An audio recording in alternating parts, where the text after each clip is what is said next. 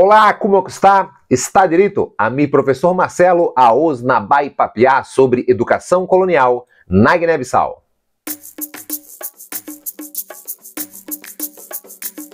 Olá, seja muito bem-vindo, muito bem-vinda ao canal Geografia Irada. Eu sou o professor Marcelo, professor aqui do canal Geografia Irada, e toda sexta-feira tem um vídeo especial para você que é apaixonado sobre a Guiné-Bissau, que é estudante, que precisa aí rever alguns conceitos sobre a história da educação da Guiné-Bissau. Convido você a se inscrever, ativar o sininho e também ir na playlist, que nós temos vídeos que vão além da educação, vão falar da cultura, da história e alguns fatos importantes aí sobre a Guiné-Bissau.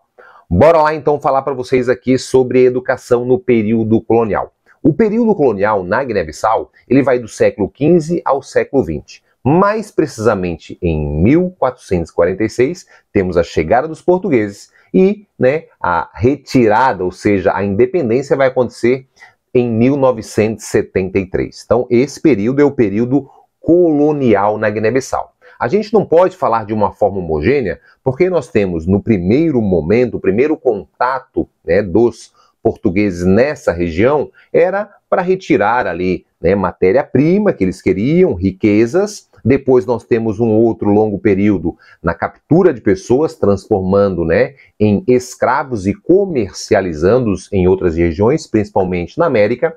Mas mais precisamente no século XIX, nós temos uma ocupação mais massiva, uma ocupação intensa dos colonizadores a partir ali do Tratado de Berlim, da Conferência de Berlim, em 1834, e uma disputa entre outras nações europeias pelos territórios na África. Assim, então, Portugal começa a ocupar de forma mais efetiva aquela região, e aí a educação também começa a ganhar um destaque, porque indo mais pessoas, mais portugueses para o continente africano, para as colônias lusófonas naquela região, necessitava então atender eles, as famílias, e aí começam de fato a surgir as escolas na Guiné-Bissau.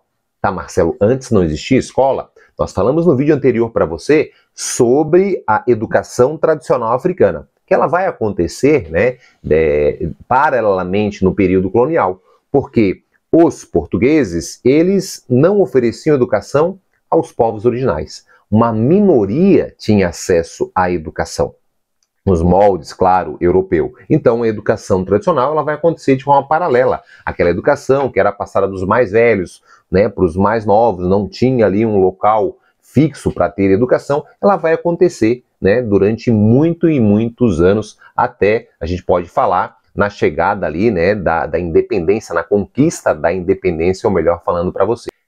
Cabe ressaltar também que antes desse período do século XVIII, é óbvio que nós tínhamos ali um interesse dos portugueses, dos colonizadores, em inferiorizar uma estratégia de dominação colonial, os povos tradicionais. Então, nesse processo, nós temos a imposição da cultura portuguesa, da cultura europeia, como se fosse uma cultura mais civilizada, mais avançada. E aí vai surgir, então, aqueles movimentos, as missões católicas, as missões jesuítas, que vão fazer, então, uma educação mais voltada e mais pregada à religião. Não tinham, eram trabalhados conceitos, era trabalhado a língua portuguesa e a religião, uma imposição cultural. Isso vai acontecer, sim, em muitas regiões da Guiné-Bissau.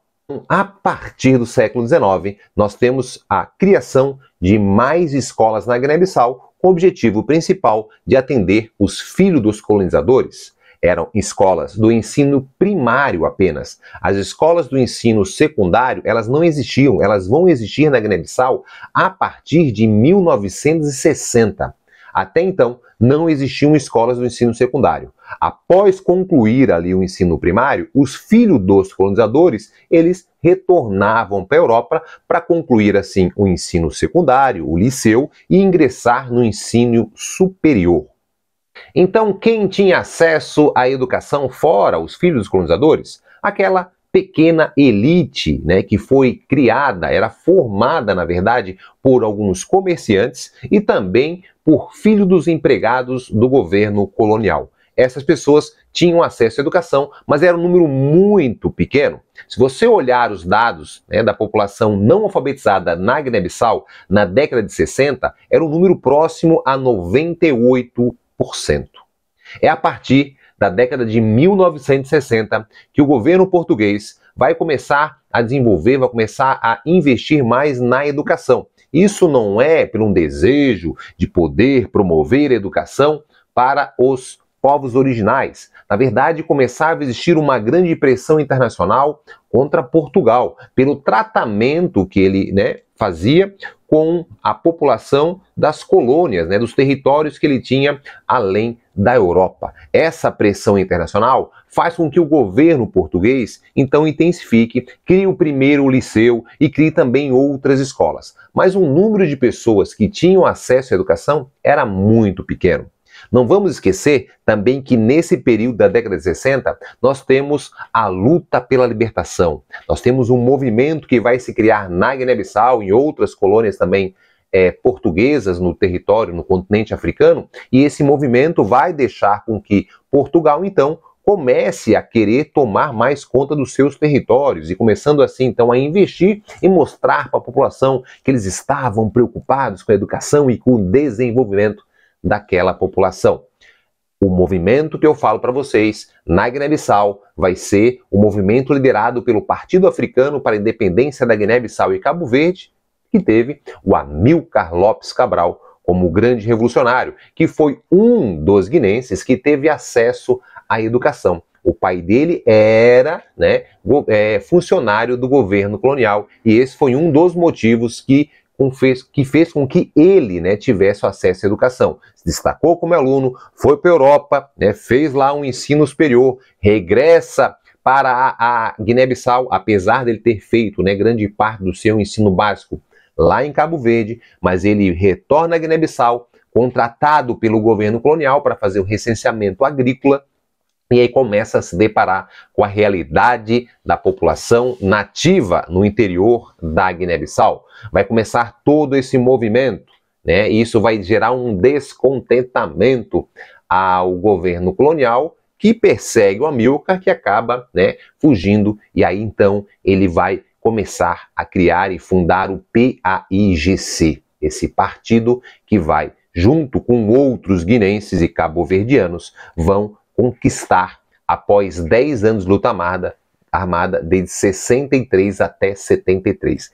Nesse período da luta armada, para você ter uma ideia, o PAIGC, ele conseguiu oferecer educação em 10 anos, né, 5, 10 vezes mais do que todo o período colonial pelos portugueses. Então, o PAIGC, junto, né, com as escolas das zonas libertadas, esse projeto revolucionário de educação, eles conseguem oportunizar, formar mais guinenses do que 500 anos dos portugueses na Guiné-Bissau. Então, quando a gente fala do período colonial, da educação colonial, a gente tem que falar, né, fazer um parênteses bem importante nessa educação das zonas libertadas, que vai ser o nosso próximo episódio da semana que vem. A gente vai falar como foi esse plano, como foi essa educação, como foi montado o currículo, o que eles estudavam, quantas escolas foram abertas, quantos professores e quem tiveram apoio. Isso é bem interessante.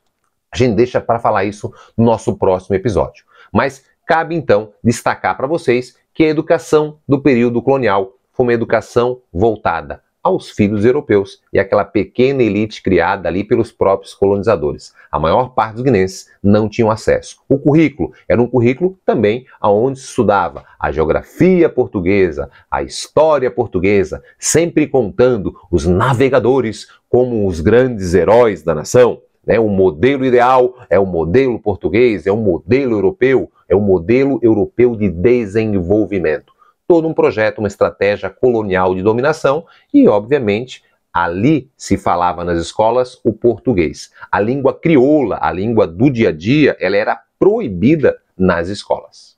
Eu espero que você tenha gostado. Nós vamos continuar nessa sequência de vídeos. Se inscreva, marque seus amigos e venha junto aí poder, né, falar, pesquisar sobre a educação da Guiné-Bissau. Até o próximo vídeo.